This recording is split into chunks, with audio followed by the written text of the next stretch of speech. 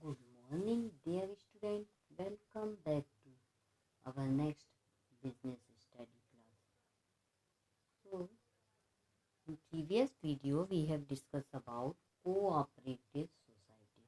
What is cooperative society and feature of cooperative society, merit and demerits also. Today, we will discuss about types of cooperative society. Okay. सो हमने cooperative society में क्या पढ़ा था कि cooperative society एक ऐसी organisation होती है जो कि क्या करती है, सब यानी मेंबर अपनी स्वेच्छा से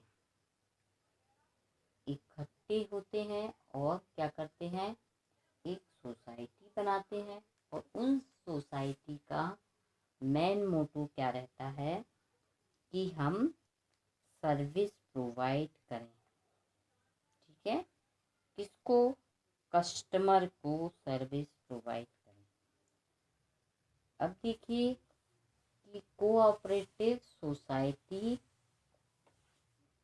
जो कि इसका सबसे पहला एक बार हम और इसका फॉर्मेशन के डीप में जाते हैं कि कोऑपरेटिव सोसाइटी बनी कैसे।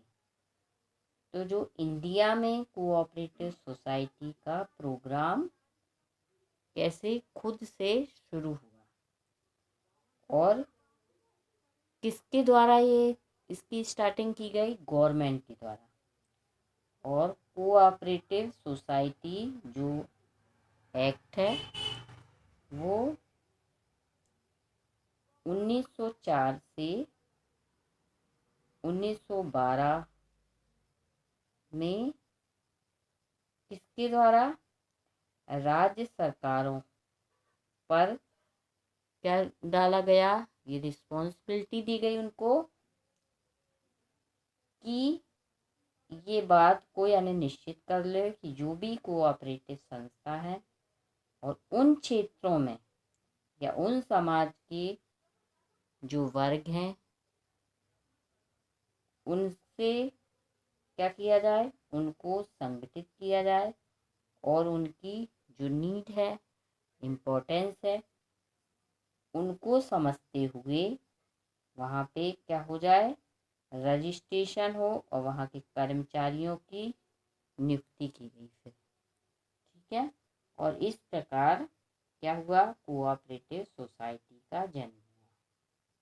ठीक है, एक बार हम और रिपीट कर देते हैं, कोऑपरेटिव सोसाइटी का यानी निर्माण फॉर्मेशन कैसे हुआ। तो सबसे पहला इसका कार्यक्रम किसने शुरू किया इंडिया में? गवर्नमेंट। और ये 1904 से 1912 में ये किसको दायित्व दिया गया, रिस्पॉन्सिबिलिटी? राज्य सरकारों को। और इस बात की यानी उनको बताया गया, उसमें ये निश्चय किया गया कि उन क्षेत्रों में और समाज के वर्गों को क्या किया जाए, संगठित किया जाए और उनकी आवश्यकता और उनके महत्व को समझा जाए। और प्रांतीय सरकारों ने द्वारा क्या किया गया, रजिस्ट्रारों द्वारा वहाँ के कर्मचारियों की नियुक्ति की गई और कोऑपरेटिव विभाग का जन्म हुआ। ठीक है, और उनका फिर क्या हुआ, कुछ व्यक्ति मिलकर जो कि सहकारी समिति का निर्माण करना चाहते, कोऑपरेटिव सोसाइटी का निर्माण करना चाहते हैं, उन्हें सर्वप्रथम क्या करवाना पड़ेगा, रजिस्ट्रेशन करवाना पड़ेगा और क्या देना पड़ेगा, एक एप्लीकेशन देनी पड़ेगी। और फिर उसके अंतर्गत वहाँ पे जब रजिस्टर्ड हो जाएगा, इसके बाद जब पूरा सेटिस्फेक्शन उन लोग को हो जाएगा, उन संस्थाओं खोलने की यानी थोड़ी फॉर्मेलिटी की जाएगी, उसका पंजीयन होगा, रजिस्ट्रेशन होगा और फिर वहाँ कोऑपरेटिव सोसाइटी खुल जाएगी। और इसके लिए क्या होना चाहिए, मेंबर की जो एज होना चाहिए 18 ईयर व्यक्ति होना चाहिए कम से कम, ठीक है। और इससे अधिक आयु वाले 18 ईयर से अधिक आयु वाले इसमें पार्टिसिपेट कर सकते हैं, यानी आ सकते हैं अपनी स्वेच्छा से। और कितने व्यक्ति होना चाहिए? कम से कम 10 व्यक्ति होना चाहिए। और सभी जितने भी सदस्य हैं, उनके मेंबर हैं, वो एक ही क्षेत्र के या गांव के या नगर के होना चाहिए। ये नहीं कि एक भोपाल का है तो एक इंदौर का, ऐसा नहीं, वहीं के जो गांव के क्षेत्र के होना चाहिए।